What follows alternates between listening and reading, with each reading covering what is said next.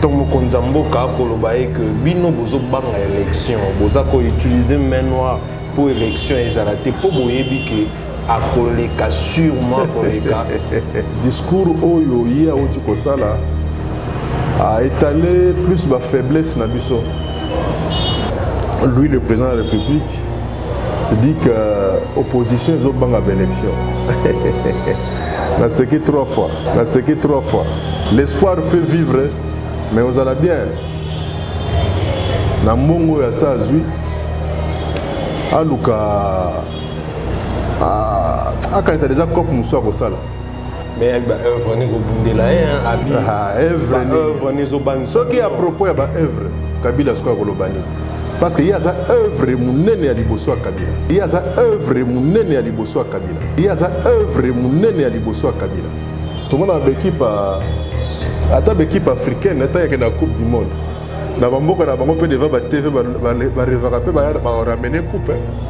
Je salue en passant Marie Massemi. Maman Oyoki. Maman Oyoki. Mais est-ce que c'est vrai que Bino Bolini élection est à la télé? Ah, il y a un ebisayo. Toboinde bureau à Kadima. Toboinde bureau à Kadima. Au jour d'aujourd'hui, l'imbu de soi est au marché. Bonga, il m'a pété Paulette et aussi Manangote. 2023, c'est un match en différé. Oui, bien, il y a des séries de base en Nengetou. Au coup de force du progrès, au coup de la CPI. Kuna. Nengetou peut baser na CENI Kuna. Et CENI wana IDPS où ils ont la 10e rue. Malgré que en attendant, peut-être pas bien na bango boulevard, baza ko loger ne siko banque du peuple zalaka. Est-ce que tout le monde a malumalu na corner nanga bazalaka. Et son discours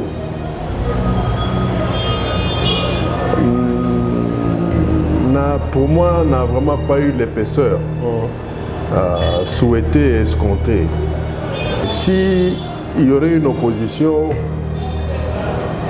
de mèche avec l'Est, je crois que c'est la leur avant qu'il ne soit au pouvoir. S'il y a des gens, des politiciens qui seraient de mèche, mais à permettre l'honorable Mbosso à fonder la fameuse FARD, ouais, si on a le beau parlement, il y a des noms.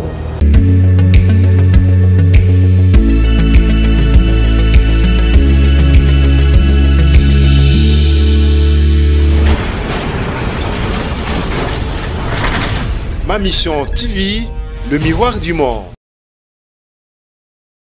Mbote bisika tubokolanda biso boyi malamu na émission na bino alelo na ma mission télévision émission to bengaka réflexion to ya milelo mwana mboka Claude Machala Mbingazor habitué à ma mission télévision naza sûr bo sepeli esika bozali parce que matière eza en tout cas matière kobima na eto solo la ba onyo eza ba actualité à makasi ko dominer ezali sortie médiatique chef de l'État par rapport à Yamakambo lobby tomoni en tout cas et ningisi net surtout et ba propos na sur ba opposant et bimi lisusu makasi mingi trop na mwana mboka o azali pe na parti opposition Claude Machala to solo la to bimisa moins éclairage ye pe apesa ye makanisi pe position à parti na bango Barnabé Milingano mes condoléances biso ma mission to présenter ba mes condoléances na biso envers ye pour na ndenge ya bungisi mwana na ye ça fait très mal ya ko bungisa moko ya moto ya être cher bato to zala na bango pe to lingaka mingi mes condoléances et si ko zali Barnabé Milingano Mon mboka Claude Machala Mbote. Mbote ndeko. Boni santé. Santé za malamu. Souci za kaka ya o ekweli par exemple ndeko Barnabé. Parce que kobungisa Ngambe Mobali il y a 19 ans. C'est vraiment un morceau de sa relève que l'on perd. Et surtout, à perdre moi dans ma condition yo mototo ayebi. Papa n'étant pas là, on veut comment vivre vie à ce que papa a mis na Tongo. Tongo c'est la tango kozonga na sachet. Mais oya bango papa injustement batia maboko ba priva bana na ye libota na ye bamona kata aye akoti na lopango ata bazangi eloko kokabola avanda ata elongo na papa na bango batala ata match à football ya pamba et dans l'espoir que l'obi eza ya Nzambe que les choses vont changer. Mais voilà que pour mon frère Barnabé Yena Boloko Libota Mama Bana Bandeko Bamei Kosala po babikisa Elombe Mobali wana 19 ans a tu peux avoir diplôme d'état naïe ma commission même na UPC Tolobite que Aponi a Kende. Mais tout ce qu'il avait promis à ses parents, il n'aura pas su réaliser en gros. Tous les rêves que Barnabé avait pour cet enfant, pour notre fils, voilà que et ça l'a mis autrement. C'est Dieu qui donne et c'est Dieu qui récupère. Tokum Misaka Kanzambe. Mais na osenga obe lo komoko na Barnabé. Azala obe sika azali. Asi sa peine na ye. A lukate abondela fukama o ba permettre ye akende kolela to kokunda mwana ye. Atika la fort. C'est en restant ici qu'azali wana que Nzamba komatisa d'une façon ou d'une autre. Landa épopée à Patrice Emery Lumumba. Mokando a komelaka son épouse Maman Pauline. La fameuse lettre de Pauline à Pauline. Attends la lettre on a souvent. Je crois que faut renforcer les sous ma casse. Fois à en RDC, fois à dans le kabylisme et fois à Zanango. Na ba peuple oyo basili pe kotia ye oboso na bango lokola un leader politique. Va en paix mon fils. Dans la vie, la roue tournera toujours. Et dans la vie, comme l'a dit il y a plusieurs siècles Confucius, rien n'est fait sans conséquence. Et qu'en conséquence, rien n'est gratuit. La nature s'occupera du reste. Ah, très bien, merci. Ça fait très mal. Hein? Ça fait vraiment mal. En Guinée, il n'y a pas le choix. Mes condoléances encore à Barnabé. Quand Ndenge Monamboka, tout le match à la lobby, soit fort. Mais tout le monde qui m'a dit que Nabino a aussi une place, Mwangonga, qui n'a pas la coupe de Mwana. Mais il y a le lobby qu'il faut ayater avant, après. Pourquoi le biberon? Matangue pour la kate. Je crois que la meilleure tombe qu'un parent peut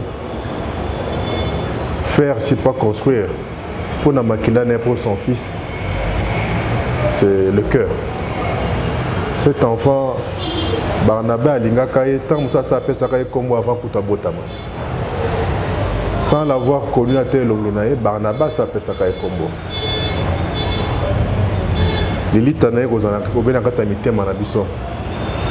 Et pourquoi dans le Bibongo Barnabé Akoya, Dieu seul sait moralement dans quel état, physiquement dans quel état. Quand on a il pose la question que Barnabé a zonga boloko. Il pose la question pas si makasi pour la libota nae. Pour na molonga ni nae, mama bana nae na bandeko mosusu ya oyonkondo a tiki na mokili. Ça va créer une impatience de voir papa à la maison, de voir son mari revenir à la maison. Et cette impatience-là risque de créer une pathologie, si pas des pathologies, qui pourrait peut-être nuire la santé à l'un ou l'autre membre de la famille naïe, comme aussi et nuire peu relation oyo l'un ou l'autre membre de la famille naïe azanango avec la loi. Et Satan, Bandoki, Bazabolo, Bakanisi, que pas chez Salamaka Kapona Bisso, Liwa, to maladie, to oppression ou injustice, Salamaka Kapona, Baobana pouvoir arrêter, Baya qu'on profiter. C'est pourquoi je conseille à mon frère et camarade de rester fort et de demeurer là où il est. J'insiste. Rien n'est fait sans conséquence. Et en conséquence, rien n'est gratuit dans la vie.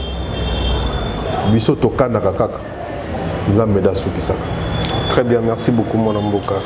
Je pense que Akolanda Bisso et Bisika Azali, tout côté na actualité vraiment ils ont dominé makasi mingi.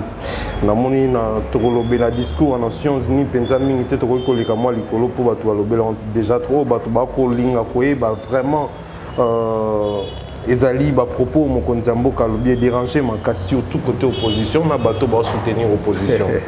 Donc mokonzi mboka koloba que bino bozo banga élection boza ko utiliser main noire pour élection ezalate po boyebi que à koleka sûrement koleka par rapport à l'œuvre naïe ou la salle. Écoutez, sur son discours, si j'ai quelque chose à dire, dans le barak, une bonne partie à discours naïe, c'est du remix. Les discours Joseph Kabila Bimisaka Naba 2012-2013 à la même tribune. C'est du remix. À l'année discours à Joseph Kabila. Suivez les guides. Moto la Kisaranzela va toujours simanaye. Il y a lobby situation. Mais l'anda discours à 2012-2013, à la même tribune de Joseph Kabila Kabange. Et à la différence que discours Oyo Yia Otikosala a étalé plus ma faiblesse Nabiso. Par exemple, manque de cohésion nationale. C'est-à-dire, on a beau être ferme. Non, à préciser qu'ils ont SOST. Hein. S'il vous plaît. À préciser. Mais alors pourquoi avoir exposé certains de ses compatriotes, soi-disant opposants, qui se serviraient de certains mouvements aux groupes armés à l'est du pays? Et dire que nous avons vu que, comme je disais, la 2012-2013,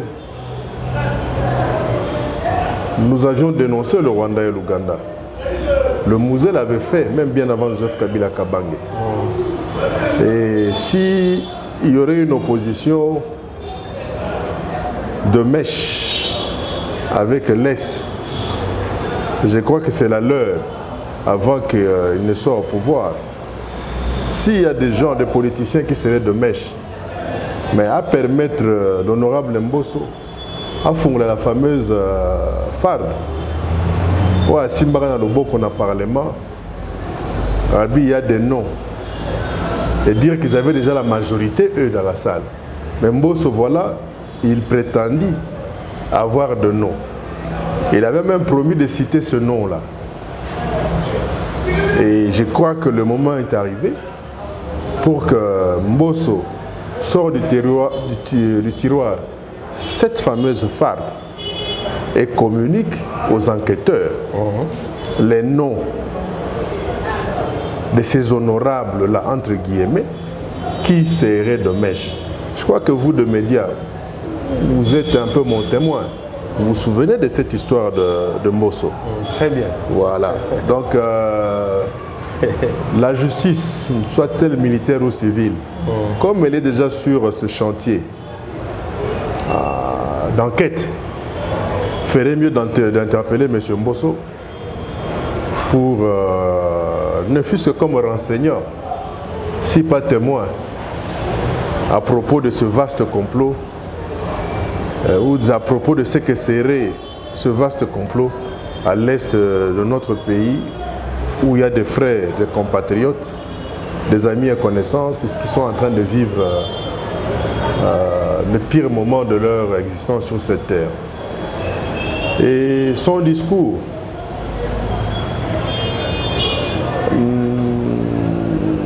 pour moi n'a vraiment pas eu l'épaisseur souhaité et escompté. Mais la seule chose que j'ai appréciée est qu'il ait cité à haute voix le Rwanda sans trop insister sur l'Ouganda et dire que Bunagana, c'est la frontière avec l'Ouganda. Et qu'est-ce qui était arrivé? Que ces militaires rwandais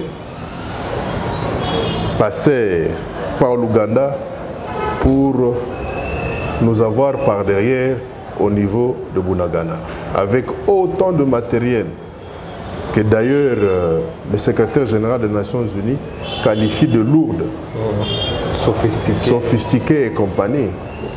Et ces matériels sont arrivés à cette frontière de Bunagana par quels moyens? Et dire que les Nations Unies ont mis chaque année, ça fait plus d'une vingtaine d'années, 1,5 milliard $ à la disposition de la MONUSCO. Un tourisme, les casques bleus des Nations Unies, ne seraient-ils pas de simples braconniers à l'est de notre pays avec cette flore et faune qui s'y trouve? Ces casques bleus ne seraient-ils pas eux aussi un groupe armé? Soit-il le moins armé du coin? Ces casques bleus ne seraient pas des touristes délinquants armés qui seraient plus intéressés à piller, à creuser notre or, notre lithium et notre coltan? Vous m'avez dit, Olobi Nangaï, lui le président de la République, dit que l'opposition est au banc à l'élection. C'est que 3 fois. Je salue en passant Maman Marie Massemi. Hein? Maman Yoki. Yo Zarana yo na eside. Mais na yebi kolingaka ndekono mona changu mingi. Joseph Kabila Kabange. Alobi, oui, c'est comme l'équipe Nyosoto. Tout le monde a une équipe africaine, il y a la Coupe du Monde. Na bamboka na bango pe deva ba TV ba revaper ba ramener coupe. Biso pe na 1974. Tanga ba Kakoko, Kidumu, Kibonge ou Kibonge, Ndaye Mulamba, Mwe Pubwanga, Robert Kazadi, Man ventilateur, Bambungu Tex, ba Dr Lobilo Boba, ba Tubilandu, ba Chinabu Brinch. Tolotaka pe que tout le monde a pensé Mayanga Mako Goudir. Awaya na Coupe du Monde na Njili. Mais on a un match à Liboso et Écosse. Toujours ami balé. Match à mi balé contre le Brésil. Toujours Misato contre Libungu Toulou pour Nabiso et le Mobutu. Match à Souka contre Yougoslavie. Tubilandu aliaka penza mwamba 9-0. Donc mais c'est nous avons gagné Coupe du Monde. Ce qui est le candidat, c'est un Congolais. C'est un Congolais. Et déjà il y a une campagne à sa banda. Parce que son mandat est plus une propagande qu'il fait. Au point, on nous balance des chiffres même. Sondage? Non, bah, sondage, toi, ça va sondage. Un sondage, on a un sondage à Marie Massemi. Il y a un sondage à Kondima. Ou encore, il y a honorable Oyo, il y a Moutetela Oyo. Toki bato partenaire ba bengani comme le sosonani. Ah, Franck Diongo. Franck Diongo. Sondage il y a Olivier Kamitatu. Il y a Délice Sanga. Mais babiloko bako sanga na sa banzete où les gens savent à peine lire et écrire. Donc aux hommes c'est nous tenons pas compte de ça. Hein? Donc sondage c'est bananango. Nous avons un micro baladeur. Tamboussa micro baladeur. Micro toi on a besoin de sondage je les connais parce que bato baboma mboko eza je les connais. Ya ngona tolingi suma je les connais bato français molai koleka tina misala o esengeli basala. Toi, on a besoin français, mon laïté. Mais est-ce que c'est vrai que Bino Boling élection est à la télé? Ah, il y a un ebisayo. To boyinde bureau à Kadima. Pour te dire que Kadima, le président de la cellule de base, il y a eu des UDPS. Oui, il y a eu UDPS, la cellule de base, il y a tout. Au coup de force du progrès, au coup de la CPI. Kuna. Nenge mo pe bazana seni kuna. Et seni wana ya IDPS où ils ont la 10e rue. Malgré que en attendant peut-être ba benga na bango na boulevard, baza ko loger nesiko banque du peuple ezalaka. Esika to monaka malumalu na Corneille nanga bazalaka. Donc Kadima yé par usurpation. Ceux qui bango ba kolanda Kadima, c'est leur militant. C'est normal. Nous savons ni négocier taba urne. Au jour d'aujourd'hui, l'imbu de soi est marché. Bonga il m'a pété Paulette et aussi Manangote. 2023 c'est un match en différé. Base de la 90e minute pour battre la Marquoire. Un match en différé Zarani. Match zobe banier banda paf courir qui côté na bino. Beaucoup na souci bo le kabonganda boye. Pour qui tout le monde a TV mingi na banganda kaka. Oh le kaboy ah courant ezate kotono groupe électrogène moya ba pelisa ezate parce que quand songa pe kisi bat ba somba carburant na bidon. Siko bata groupe ba kosuka wapi. O que n'est pas ba Kadhafi prix du litre au 4 000, 5 000, 6 000 francs. Donc chimvundu ah match en différé. Tango zoko lukaka bisika courant ezali wana. Voilà Massano Mora Bengio a Ebisoke. Ah, match autosila. Il y a Bengio à partir de Lubumbashi. On va avoir chance, il y a Rosana Koura, batali match. A communiquer score à tout gagner. Paf, Koura zone côté Nabino. La voix d'Isaïr, ex la voix d'Isaïr, RTNC, Balobi bon, Bazo avec sa match en différé. Yo so il score. Ata joueur butila motema ata soki Messi yango arata ki penalty na match wana est-ce que kofinga Messi to motema ko beta yo et ko beto te parce que yo iso yebi déjà score donc 2023 un match en différé hein? L'espoir fait vivre mais vous allez bien na mongo ya sa zui Aluka quand tu as déjà cop moussa au sala Moninga Kabilate qui président ici a sali moi parc naye moi ba 1 kotaka batba kota ba makaku bataba ba fourmi bangando ba miselekete ba léopard ba zèbre mais ba œuvre ni go bundela abi œuvre ni zo bang ce qui à propos ba œuvre Kabila sko kolobani. Parce qu'il y a une œuvre qui à Liboso à Kabila. Œuvre qui alternance dans l'histoire politique à Congo.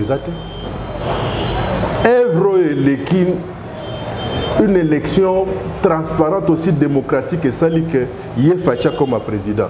Œuvre qui a noté. Ce qui a le bien à l'élection transparente pour nous. Mais oui. L'élection fatiguée. Ngana ndimaka résultat oyo Corneille nanga apesaka butuana ezalaki bien un opposant à Zui n'en déplaise n'en déplaise mutulu non Fayulu zaye mon côté et bon il demande mon Augustin Kabouya il y a juste comment on dit en français c'est ils ont pratiquement dit la même chose oui. Sans utiliser les mêmes mots. Une façon, dans une mais Bisso n'a pas perdu, Bisso va kabiliste. Jamais on remettra en cause résultat Oyo. Corneille n'a pas ça na Boutouana. Corneille n'a na Boutouana le baka bien. C'est Félix Tshilombo. C'est Antoine Félix Tshilombo Tshisekedi qui avait gagné les élections. Mais surtout Kabouya soka melagi nini. Oh non, Kabila atali Kabila est sérieux. Azir pouvoir a pesi ce qui kuna biso to éviter peuple muta pesa fachi pouvoir bini comme c'est bino to kamo to sutuka to bi ah mais tu sais qu'il n'a pas de chance kaka ndenge Kabila zalaki na ba collaborateur ata 15 ya malonga te malgré que na zaka deuxième depuis ya malonga ba 13 mususu na yebi nanga bango mena koloba te ba ko vimba mitu mais pire ngana mungu azana kati wana aibi na ibike et puis prof mo va kozanga te ba mususu na bloqué oh na yebi sa mususu na bloqué na ngai sans oublier vieux nanga André Kimbuta bien sûr ya kozanga te tout monde azongi mbote na mais ba mususu wana na yebi na bakomo na bango te ata na yebi na koloba pete ba ko vimba mitu biso on s'en tiendra toujours na résultat oya Corneille Nanga. N'en déplaise à monsieur Kabouya et autres. Les autres, je comprends, c'était des candidats. Il y a peut-être l'abscis, c'est à cause de ça qui est l'abscis, on répétant plus d'une fois. Hein? On s'en tient à ça. Bon, les autres, c'était des concurrents. Yefachi, c'est normal que par moi, jalousie, mon thème a passé. Balobo bako koloba. Ozoka, mais le comme ça, biso que Kabouya no baba bloka nengwa, no ande ligalanga tilelo. Donc, pour Nangaï, ça va changer quoi, pas changer complet. De toute façon, jamais vous allez chômeur. Jamais vous allez chômeur, Aza sénateur à vie. Babi pour naie eu de peste lelo penza ça va. Attends, il y a eu mon tout, il y a eu de peste en Kabounda que Babi penza ça va pour préparer bien l'élection en 2023. Bon, on a habité ceux qui, bon, maman il de peste peneba, on penza bien. Je me contente, il y a moi un feu d'artifice sur à gauche à droite. Et si on travailler bien, ça m'étonnerait. Ça m'étonnerait, puisque j'aimerais savoir où aurait-il trouvé ma capacité, surtout managériale ou politique, pour gérer et loko oyo bangalula pandangila. Baboula, les 13 parlementaires pour Bassala, Corneille Moulumba, Jacquemin Chabani, Taraka Basservoa, modèle encore vieux Nanga Rémi Massamba. Donc, j'ai doute fort. C'est relatif, mais janvier 2024, qu'il pleuve ou qu'il neige, notre Sénat aura droit à un deuxième sénateur à vie. C'est la démocratie. François Hollande bagi na potote. Donald Trump. Boulaki. Kanisaki. Vous devez comprendre. Donc, bon vent à lui. Peut-être œuvre à cause de la Sali Penza et Monani. Et ça, par exemple, promotion, il y a mauvaise gouvernance. Promotion, il y a corruption. Talayomoko autour de lui. Bato boni bakangamite. Nicolas Moibi. Et Loba Mbouta Tshisekedi Mboke Koufi Pona Moibi. Je pense que trop parler peut tuer. Tous la kaka. Tango Nsimba Kozala Liboso Ir. Mampasi Kozala Liboso Ir. Bosongo Kozala Liboso Ir. Mbila Kozala Liboso Ir. Mousso Che Kozala Liboso Ir. Tokota la sikoyo. Nini magie nini kadi makosala. Abongo la main na ville. Malgré Bobo, il y a ozo comprendre quand même qu'il y a Ozala kaka. Il y a un bisayo. Nous, ce qui nous intéresse maintenant, c'est l'urne. Parce que l'élection est incontournable. Tous en achats, nous sommes tous élection. Peut-être on pense que non, voilà, tu as tout ça la rabouille, tout la bêtise. Le peuple, lui, attend les élections. Mais polémique, nous sommes bimi balobi que pourquoi il y a la CENI, CENI est seulement indépendante. Normalement il y a pour que la montée. Au moins c'est qui est grave. À la fois, la justice. Quand bien même il est le magistrat suprême. Mais principe, il y a séparation de pouvoir. On ne dirait pas naïsate. Non, c'est lui qui décide de tout. Il parle même de la CENI. Et Kabila n'a presque jamais parlé de la CENI. Parce que c'est une institution d'appui à la démocratie. Une institution qui est tout à fait indépendante des politiques et des politiciens. Il y a mon oiseau révessé. Nous sommes en train de match monsieur de la Rana pour laisser pendant l'arbitre l'art.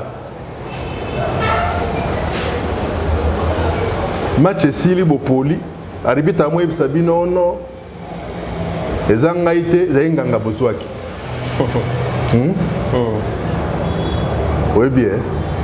On dit match monsieur football les agago. Ba pesio penalty, tirer penalty, ou tirer bas. Et puis corner côté la bille. Il fallait répondre, on va poser quelques questions sur la CENI, il fallait pas répondre. Non, le problème est qu'il pouvait répondre.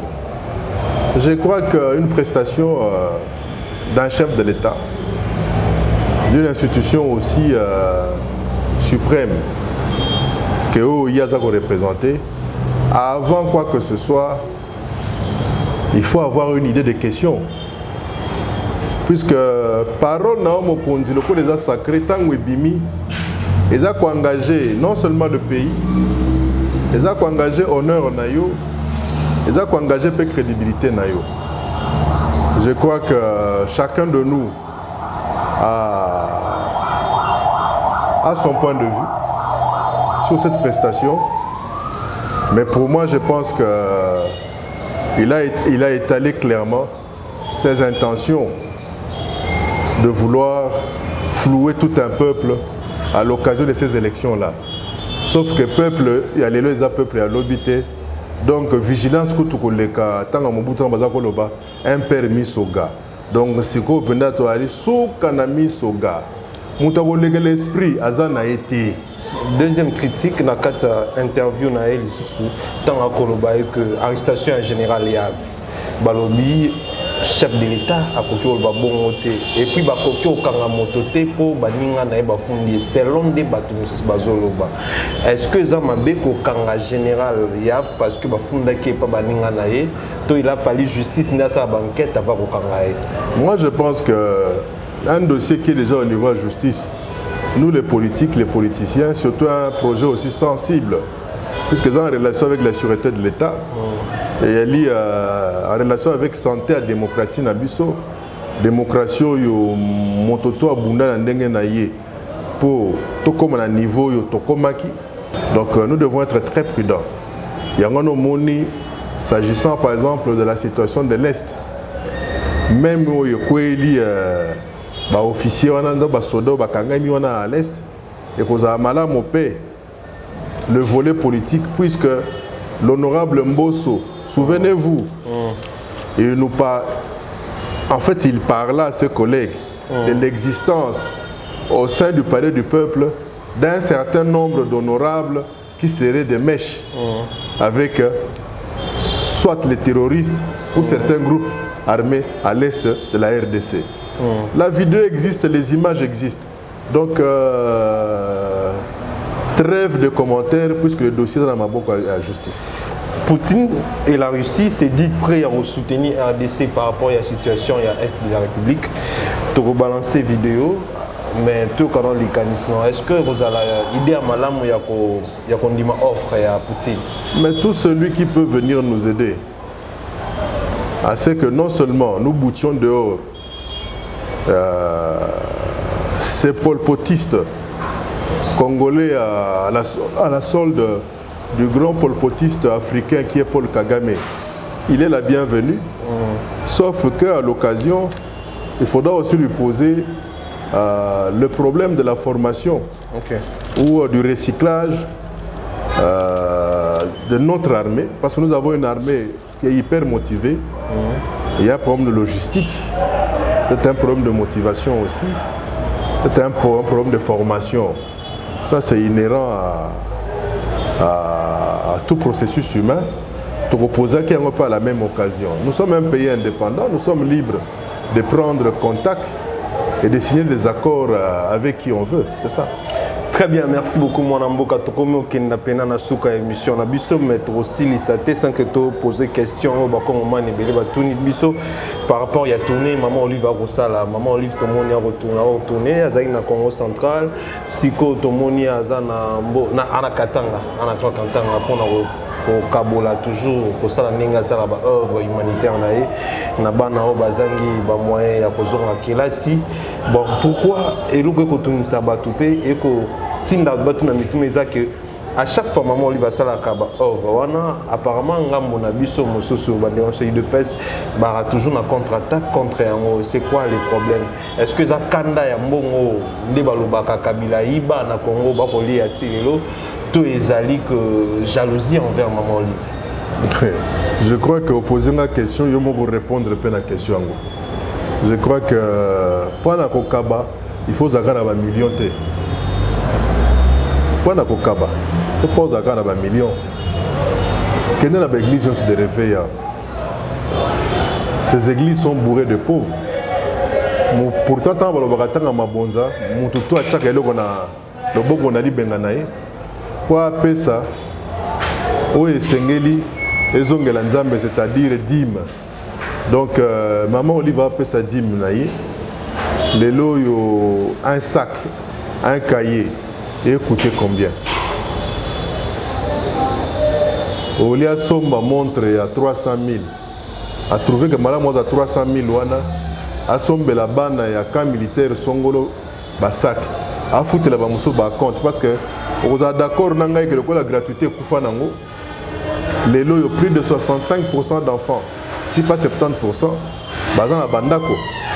Parce que baboti ba na compte ya conversion de l'école. Ba mosuso bazo kende. Ta na kata ba sac na bango.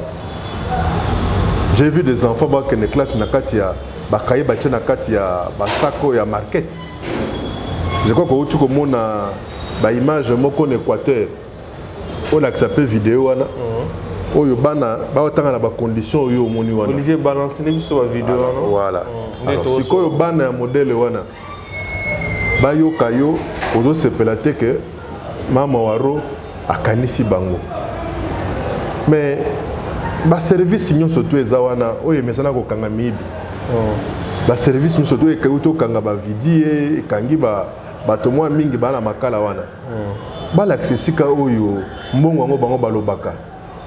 Ce que Zakawapi. Je crois que Motono Soto, après 18 ans, c'est normal, moi, économiser Zala. Et maman Olive, c'est à Teka Kapondo, à Teka Manioko, à Teka Maki, à Teka Kapé, moi, Mosoni, moi, Ngoulou, moi, Ngombe, moi, Taba.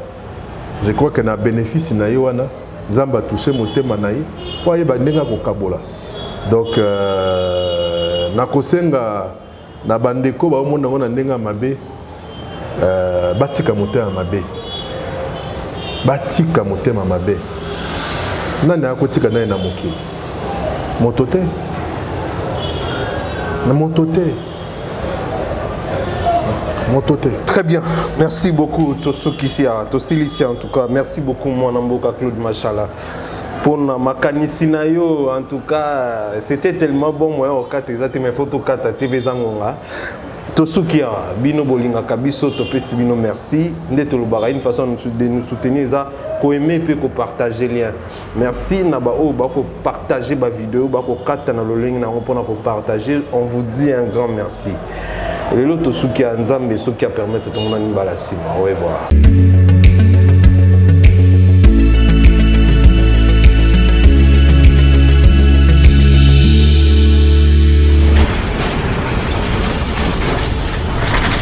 Ma mission TV, le miroir du monde.